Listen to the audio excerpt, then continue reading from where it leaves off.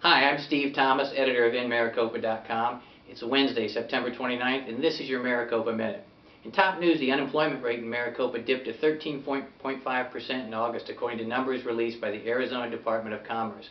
That number is roughly 1.3% higher than Pinal County as a whole, and 3.5% higher than the unemployment rate statewide, but it represents a decrease from the city's July rate.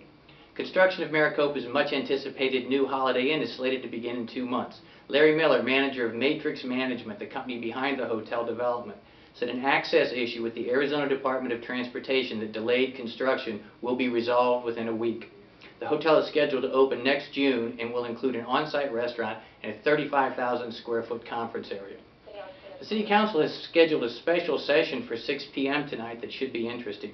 On the agenda are proposals to change the company that operates the city bus services, as well as an item to discuss and possibly take action on approving a severance and release agreement with City Manager Kevin Evans.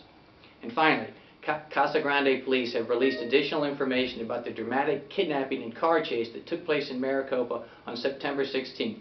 According to Deputy Chief Don Daniels, the alleged kidnapper, Nicholas Zepeda, has been charged with 12 felonies. We believe his initial plan was to steal and sell the victim's car, Daniels said, but the crime escalated to armed robbery, kidnapping, and sexual assault. Daniels added that when Zepeda went from one jurisdiction to another, it increased the number of charges against him. I'm Steve Thomas, and that was your Maricopa.